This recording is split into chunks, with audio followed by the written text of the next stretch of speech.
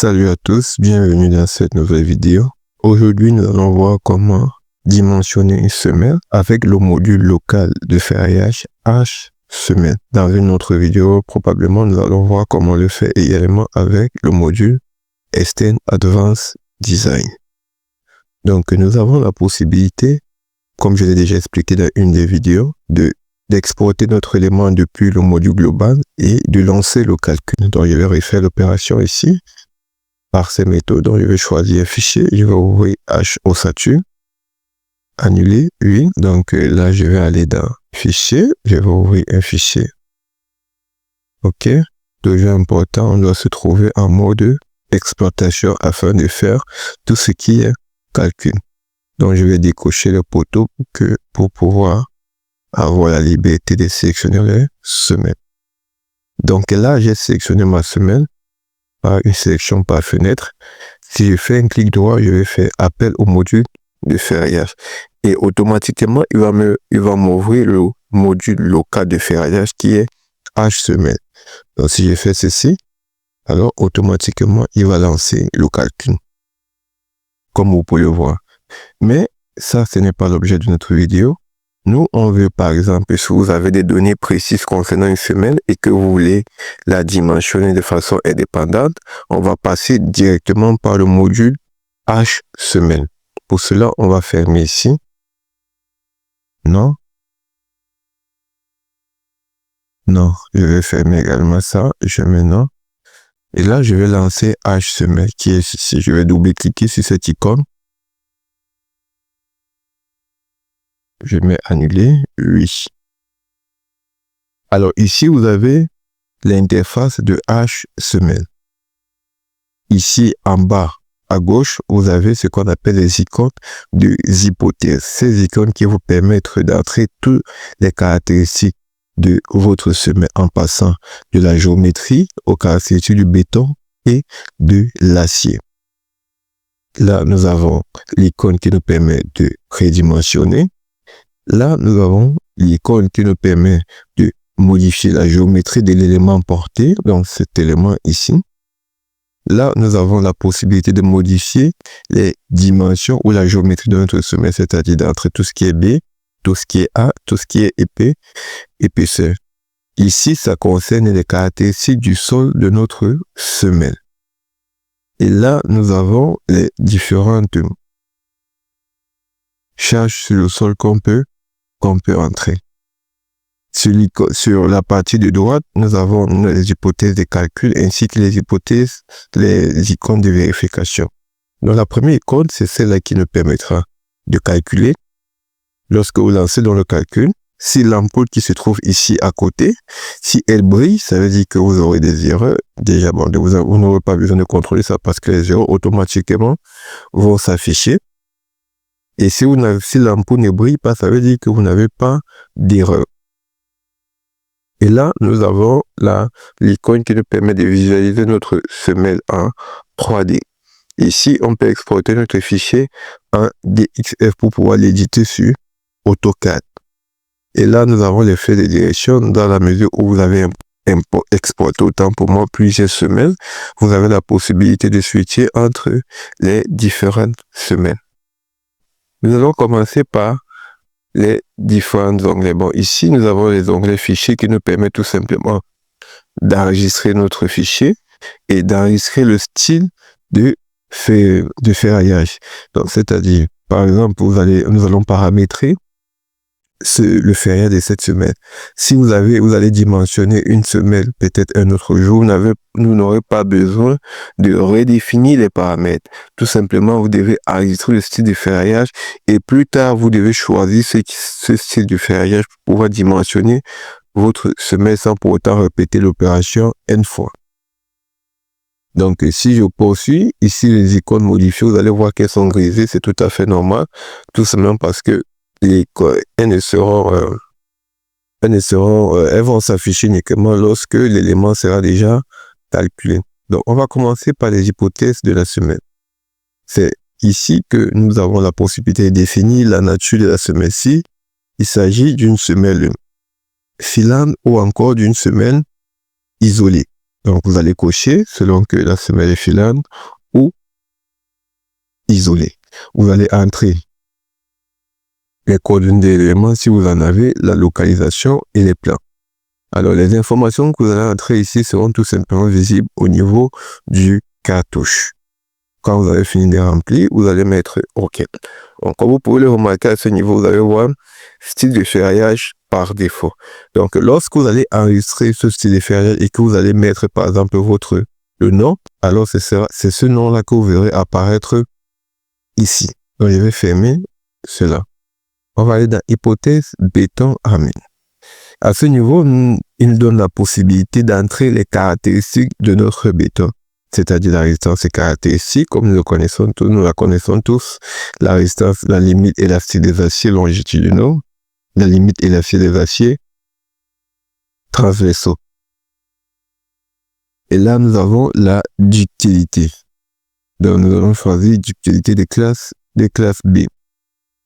Et ici, nous avons la classe d'exposition selon la position de notre élément. Mais vu que les fondations sont en contact avec de l'eau, donc ils sont dans un environnement humide de façon permanente, on va choisir la classe d'exposition XC2. Quand tous les paramètres, vous les avez remplis, vous allez fermer. C'est bon. On va aller dans hypothèse armature, qui nous permet ici de définir les gabarits d'acier qu'on va utiliser. C'est des aciers de 8, des aciers de 10, des aciers de 12, des aciers de 14, de 16, ainsi de suite. Alors, l'Eurocode impose un diamètre minimal pour le sommet des aciers qui est de 8. Donc, nous, également, nous allons commencer à 8 et on va se limiter à peut-être 20. Également, ici, on va décocher le 6. On va commencer à se limiter à 20. Généralement, les aciers ont le même diamètre dans les deux directions. Donc, je vais fermer si tout est OK. On va aller dans hypothèse combinaison. Donc, ici, vous avez la possibilité d'entrer la catégorie. Si vous êtes en train de dimensionner, par exemple, un bureau qui est normalement de catégorie B, vous devez modifier la catégorie à ce niveau. Si c'est un bâtiment usage d'habitation, vous laissez catégorie A qui est par défaut. Et ici, vous pouvez préciser la nature de la charge permanente. Elle peut être défavorable ou encore favorable. Alors, cela va impacter tout simplement au niveau des coefficients. Donc, on va laisser favorable et défavorable. Puis, on va cliquer sur OK. On va aller dans hypothèse enrobage. Donc, ici, on va entrer l'enrobage d'éléments portés, c'est-à-dire l'enrobage du poteau ou encore du pré-poteau. Et en bas, juste en dessous, nous avons les enrobages pour la semelle. Donc là, nous avons 0,04 et ici, nous avons 0,075. Alors, 0,075, ça fait dans la mesure où nous n'avons pas de béton de propriété en dessous de la semelle. Nous, on va mettre 0,04 et puis nous allons dire au logiciel que nous avons un béton de propriété. Donc, je vais fermer. Si c'est bon, je fais OK. Il faut noter que ces valeurs dépendent des différents normes ou réglementations que vous utilisez. L'Eurocode, lui, il impose normalement 30 cm et le DTU, je pense, c'est 3 cm pour l'Eurocode et 4 cm minimal pour le DTU lorsqu'il y a un béton de propriété et c'est 6,5 pour l'Eurocode cm lorsqu'il n'y a pas de béton de propriété et je pense que c'est 7,5 pour le DTU. Il faudra vérifier. Donc, je vais fermer. Ensuite, hypothèse ferraillage élément porté. Donc, ici, vous allez entrer tout simplement les paramétrages de notre ferraillage, c'est-à-dire l'espacement entre les armatures longitudinales, les attentes. Vous allez choisir le type d'attente que vous voulez au-dessus. Donc, par défaut, c'est celui-ci qui est là. Vous avez choisi les aciers transversaux. Ici, ce sont des cadres avec une fermeture à 135 degrés. Lorsque tout est bon, on va fermer. Puis, on va aller dans l'hypothèse ferraillage de la semelle. Ici, on va choisir tout simplement la disposition de nos aciers. Donc, par défaut, c'est cette répartition standard qui est là. Vous avez l'espacement minimum et l'espacement maximal qui est de 30 centimes qu'il ne faudrait pas dépasser. Et là, vous avez ici les crosses, c'est-à-dire au niveau des extrémités des ancrages.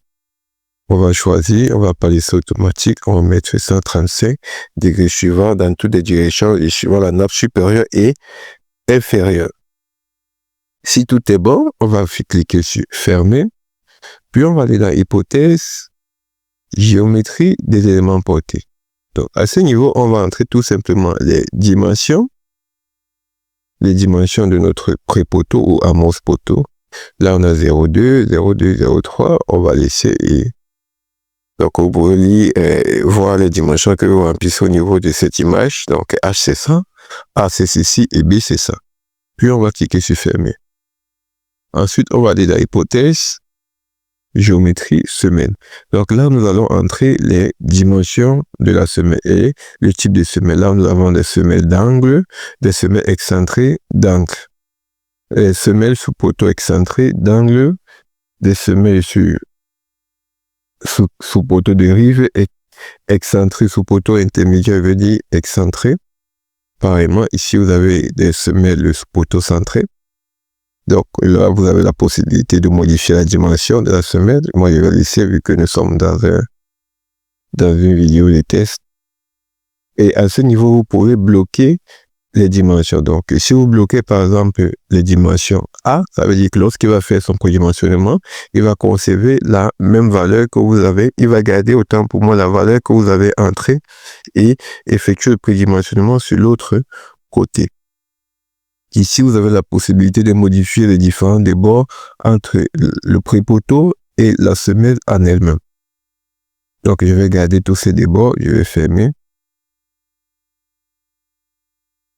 Ensuite, hypothèse, géométrie toujours, béton sur semelle.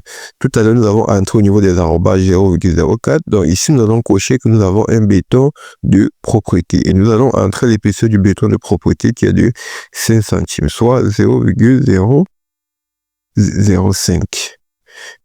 Et c'est bon, si vous avez du gros béton, vous allez entrer le gros béton et mettre la résistance du gros béton ou sa densité.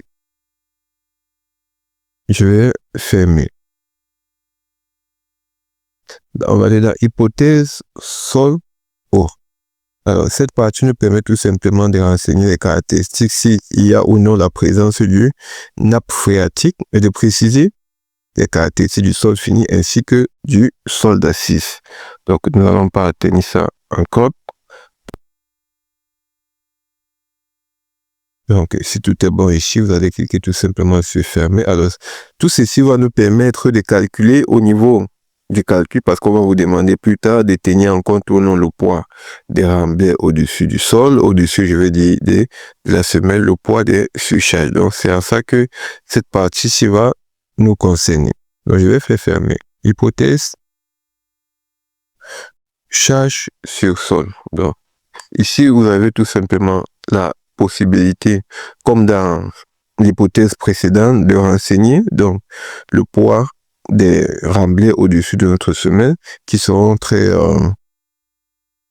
qui vont impacter en fait sur le dimensionnement de la semelle. Donc n'oubliez pas que pour la vérification, surtout quand vous êtes en phase de prédimensionnement, qu'on considère le poids propre de la semelle et le poids propre des remblais au-dessus de la semelle, tout simplement parce que vous pouvez dimensionner la semelle sans tenir en compte ce remblai.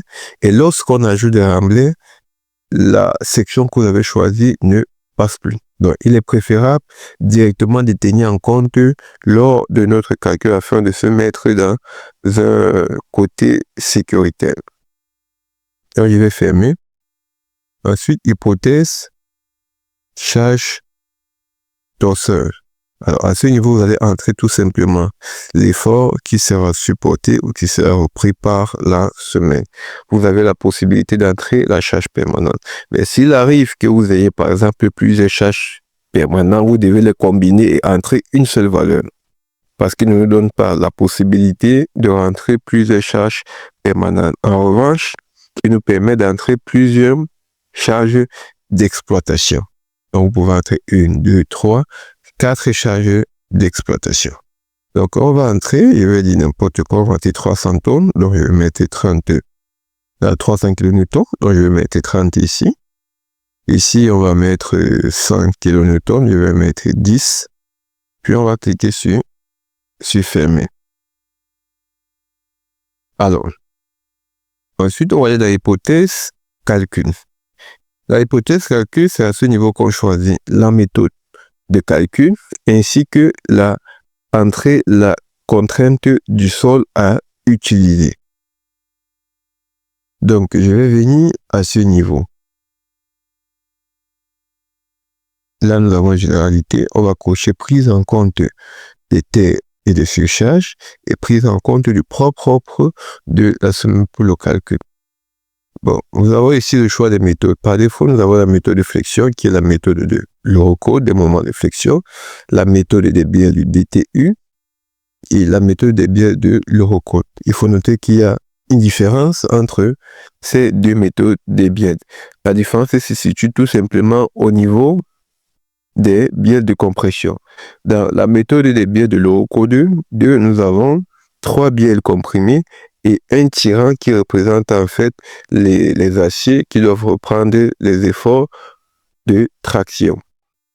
Au niveau de la méthode des biais de DTU, nous avons en fait une infinité, je veux dire, de biais comprimés et un seul tirant qui représente les aciers. Donc là, je vais choisir la méthode de moment de flexion. Et là, on va aller dans Eurocode qui va nous permettre ici d'imposer notre contrainte du sol, notre contrainte admissible du sol. Parce que par défaut, en fonction des caractéristiques du sol que nous allons entrer, lui-même, il va effectuer le calcul. Mais nous, vu que nous avons une valeur, on va cliquer sur saisie et entrer contrainte limite. Donc là, il va nous laisser, comme vous pouvez le constater, la main pour entrer les valeurs de Q net drainé et Q net non drainé. Donc, quand vous voyez D ici, c'est pour dire drainé et N, c'est pour dire non drainé.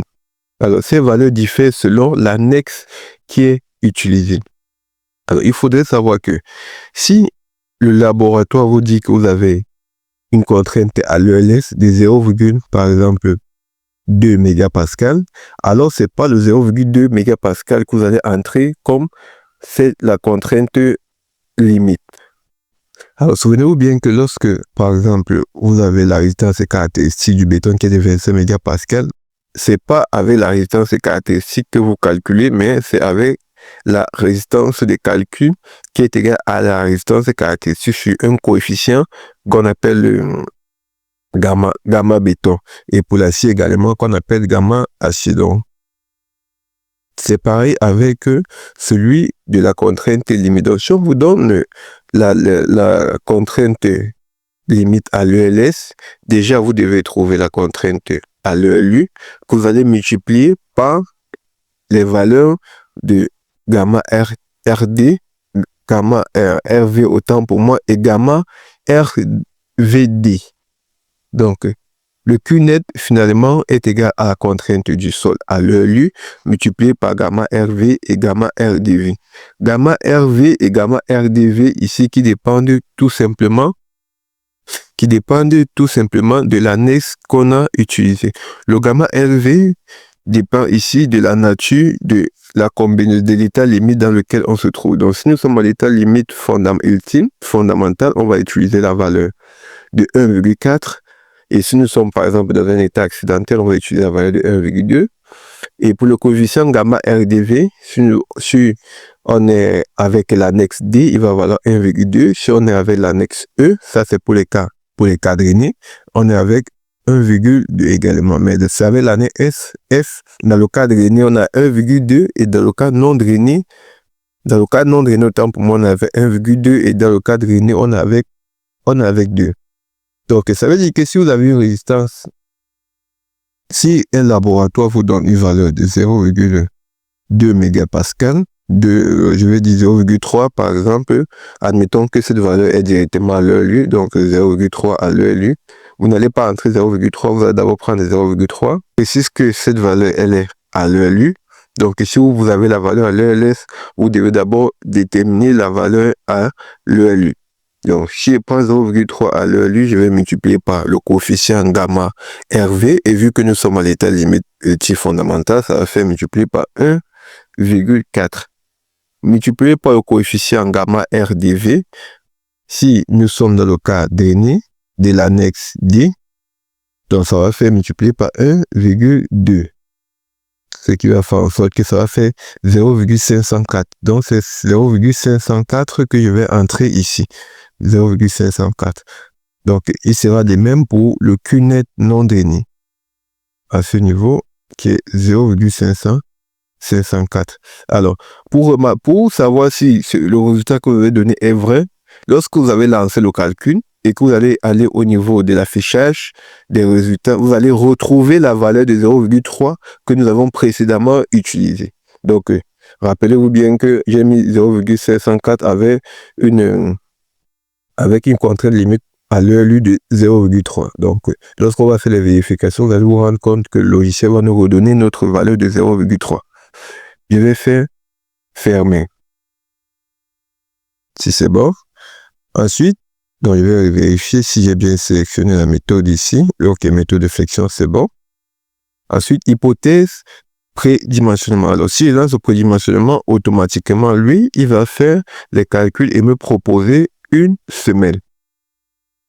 Donc, lui, il va faire le calcul et me proposer une semelle. Donc, je vais entrer dans prédimensionnement. On dit, voulez-vous consulter les zéros? Il dit oui. Voilà, il a fait le calcul, résistance insuffisante, allez lui augmenter la dimension de la semelle, où est-il déficit, fibre inférieure dépassée. Voilà. Donc, il a fait les calculs. Donc, on peut voir ici, l'ampoule brille. Ça veut dire qu'il y a des erreurs. Donc, vous pouvez, si on clique là, ça va afficher nos erreurs. Et ici, comme je l'ai dit, vous pouvez visualiser votre semelle en 3D. Malheureusement, je ne peux pas afficher la 3D tout simplement parce que je n'ai pas tenu ça en compte lors de ma présentation. Et ici, on va aller dans affichage, dans état actif pour voir le ferrage qu'il nous a proposé. Donc, vous voyez que au départ, dans les paramètres de la géométrie de la semelle, c'était 1 mètre et 1 mètre. Mais lui, il nous a proposé, avec son prédimensionnement, 1 mètre et 30 et 1 mètre 30, qui jusque-là, pour lui, ne suffisent pas. Donc, pour cela, vous pouvez jouer avec les dimensions. Vous avez la possibilité ici de modifier, comme vous pouvez le voir, les aciers inférieurs suivant X, suivant Y, les aciers supérieurs s'il y en a, suivant X et suivant Y. Donc là, on peut constater qu'il nous a donné un diamètre de 10, donc vous pouvez modifier ces paramètres. Et ici, vous pouvez également modifier ces différents paramètres. Donc, je vais fermer. Il nous a dit ici qu'on a la résistance du terrain insuffisante. Donc, qu'est-ce qu'on va faire? Si la résistance du terrain est suffisante, ça veut tout simplement dire qu'effectivement, il faut augmenter les dimensions de la semelle parce que, souvenez-vous bien, voilà, lorsqu'on fait le prédimensionnement, on a imposé que la contrainte apportée par la structure doit être inférieure à la contrainte en ici. Alors, la contrainte apportée par la structure est tout simplement la force, le NED, le N, la charge qui est apportée sur la surface. Ça veut dire que le N sur la surface est plus grand que la contrainte admissible. Alors, pour réduire cette valeur, il faut qu'on augmente le S qui se trouve au dénominateur. Donc, on va peut-être passer aux dimensions de la semelle. Donc, là, vous pouvez apercevoir dans la partie affichage analyse, donc les différentes analyses de notre semelle. On voit le calcul et les étals limites qui ont été utilisés. Vous avez la possibilité de sortir une note de calcul, d'exporter les fichiers DXF avec les différents icônes de raccourcis juste là en bas. Et puis, on va revenir au niveau des hypothèses, affichage saisi, puis on va venir dans hypothèse, géométrie semelle. Nous allons modifier les dimensions. Il a pris 1,30 tout à l'heure, on va partir à 1,35 et 1,35. On va fermer. Puis, on va relancer le calcul. Il dit qu'il y a des erreurs. La hauteur de la semelle est hors du domaine de validité de la méthode est bien. Donc, je vais fermer encore. On va voir ce qu'il propose. Affichage, caractère actif. Donc, là, il a 1,35. Donc, je vais repartir en affichage. Saisi, je vais augmenter géométrie semelle. Je passe ici à 0,30. Il ferme. Et puis, on voit les erreurs. Donc, nous avons la hauteur de la semelle est hors du domaine de validité de la méthode des pièces. Donc, on va augmenter l'épaisseur de la semelle.